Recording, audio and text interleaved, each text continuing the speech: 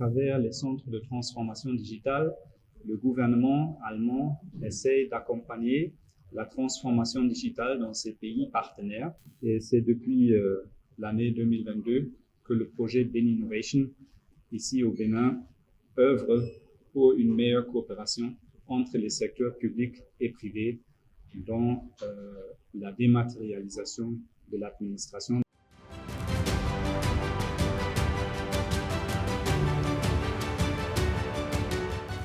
Le Bénin, comme nous le savons tous, a déjà fait beaucoup d'efforts et beaucoup de progrès en matière de e-gouvernance. Un cadre a été mis en place, moderne et efficace. Et il s'agit maintenant aussi de faire en sorte que ce cadre soit opérationnalisé et que tout le monde puisse suivre le rythme. Et cela passe par des formations. Suite à l'invitation de la GIZ, j'étais un peu sceptique quant à la qualité ou au type de formation que j'allais recevoir. Je me disais que je connaissais déjà tout.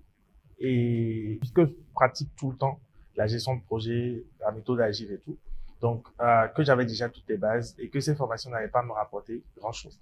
Et le projet Beninnovation a mis en place un catalogue de formations très complet avec une douzaine de modules qui ont été déployés au profit de notre groupe cible, avec pour objectif que tout le monde puisse travailler ensemble de manière efficace. Pendant la formation, je me suis rendu compte que le niveau de la formation était assez élevé.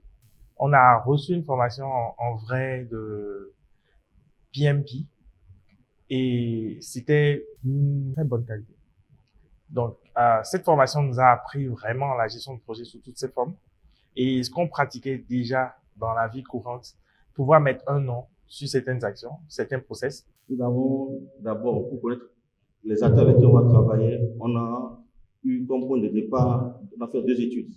Une étude diagnostique qui décrit les acteurs qui interviennent dans la chaîne de dématérialisation et comment ils interviennent sur cette chaîne-là. On a fait une autre étude pour identifier les acteurs du secteur privé, c'est-à-dire les entreprises du service numérique qui participent à la dématérialisation des services publics. On aurait pu se lever, aller se faire former ou payer pour, mais le fait de nous retrouver avec les DSI, ça nous a fait comprendre aussi les difficultés et les challenges que eux ils rencontrent, leur façon de penser, leur process, leur manière d'être. Donc finalement, on a fait une formation de haute qualité, mais adaptée à nos réalités du terrain. Selon cette chaîne de dématérialisation, on a 4 grandes phases. La phase d'initialisation, où les directeurs techniques sectoriels, les DSI, la SIN et le MND interviennent. Après cela, nous avons la phase de spécification et de conception des e-services, où les métiers toujours interviennent, les DSI et la SIN. C'est au cours de la phase de développement qu'on a la présence des acteurs du secteur privé, qui sont les ESN, ainsi que la SIN et les DSI qui interviennent. Et enfin, pour la phase d'exploitation, nous avons un nouvel acteur qui sont les centres de services. Pour ces différentes formations, nous avons commencé récemment avec la formation sur la chaîne de dématérialisation. On a formé pour le moment 10 sur 124. Pour la gestion de projet, on a formé 44 participants sur 10 participants. La phase de spécification, on a eu à faire 2 formations. Formation sur le Product Owner Business Analyst. Là, on a formé 24 participants sur 118. On a formé récemment des acteurs sur la participation de marché et un référentiel qui a été mis en place par la SIN pour l'élaboration des TDR, des cahiers de recettes.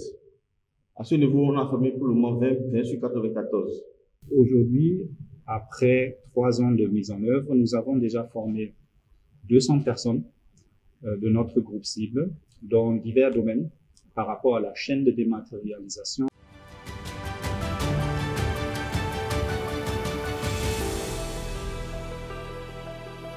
Nous n'allons pas nous arrêter là. Le projet Beninnovation continuera son travail, continuera à appuyer le gouvernement béninois dans sa transformation digitale. Nous pouvons annoncer une augmentation du groupe cible. Nous allons intégrer une 50aine de personnes de plus et nous avons prévu encore d'autres formations qui seront mises en œuvre au cours de l'année 2025.